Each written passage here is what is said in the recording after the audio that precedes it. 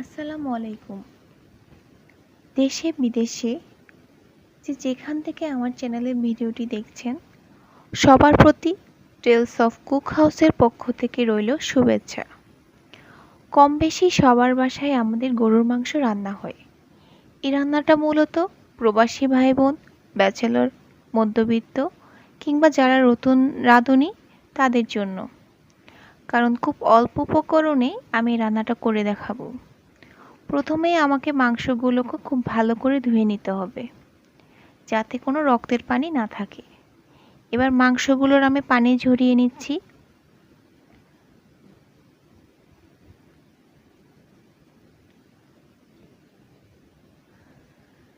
তারপর চুলায় একটি প্যান তুলে দিলাম। এই পাত্রটা গরম হলে আমি এখানে প্রায় 1 কাপ পরিমাণ তেল ঢেলে নিলাম। তেলটা যখন গরম হয়ে আসবে আমি এখানে প্রায় 1.5 কাপের মতো পেঁয়াজ কুচি দিলাম। আপনারা চাইলে এটা বেশিও দিতে পারেন কিংবা কমও দিতে পারেন, এটা আপনাদের পছন্দের উপর নির্ভর করবে। এবার এখানে দিয়ে দিলাম 7 থেকে 8টা এলাচ, 1 চা চামচ লবণ আর 4টি তেজপাতা। এবার সবগুলো উপকরণ আমি একসাথে নাড়তে থাকবো।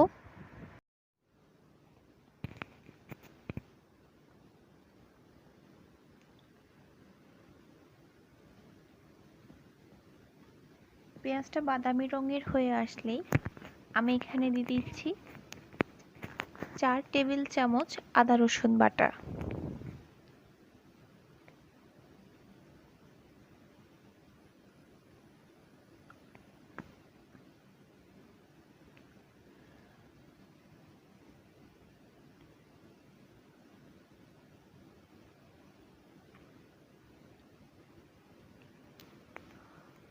তারপর দিয়ে নিচ্ছি আমি এখানে 1.5 চা চামচ হলুদ। আমি এখানে রাঁধুনি হলুদ ব্যবহার করেছি, আপনারা চাইলে বাজারে যে কোনো হলুদই ব্যবহার করতে পারেন। মশলাটা কিন্তু ভালো করে নাড়িয়ে নিতে হবে, যাতে কোনোভাবেই মশলাটা পুড়ে না যায়। তারপর দিয়ে নিচ্ছি আমি এখানে 4 চা চামচ মরিচের গুঁড়ো। এখানে মরিচের গুঁড়োটাও রাঁধুনি ব্যবহার করা হয়েছে, কারণ রাঁধুনি মরিচের গুঁড়ো ব্যবহার করলে রান্নার কালারটা অনেক সুন্দর হয়।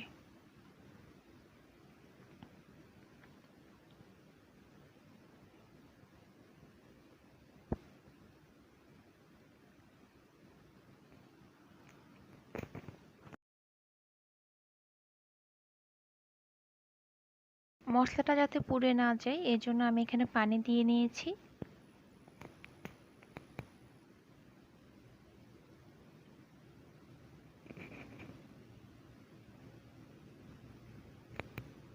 তারপর দিয়ে নিচ্ছি আমি এখানে 4 চা চামচ জিরার গুঁড়ো। এবার মশলাটাকে ভালো করে কষিয়ে নিতে হবে 5 মিনিট। খেয়াল রাখতে হবে চুলাটা যেন অবশ্যই মাঝারি আঁচে থাকে।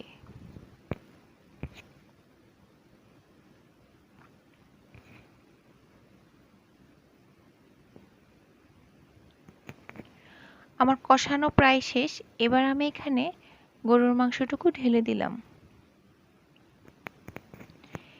এবার একটা কাঠির সাহায্যে খুব ভালো করে মাংসগুলোকে নাড়িয়ে নিতে হবে, যাতে সব জায়গায় মশলা লাগে। এবার ঢাকনা দিয়ে মাঝারি আঁচে 30 মিনিট মাংসগুলোকে সিদ্ধ হতে দিতে হবে।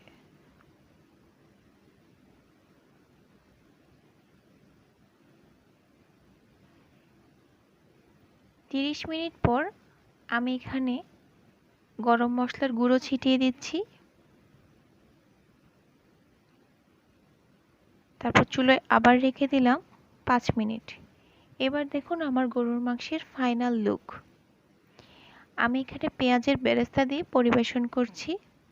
গরুর মাংসটা দেখতে যেমন সুন্দর হয়েছে, খেতেও ঠিক ততটাই মজা হয়েছে। আশা করি আমার এই রেসিপিটি আপনাদের সবার অনেক ভালো লাগবে। আমার এই রান্নাটা ভালো লাগলে আমার চ্যানেলটা অবশ্যই সাবস্ক্রাইব করবেন আর আমার পোস্টটি লাইক দিবেন।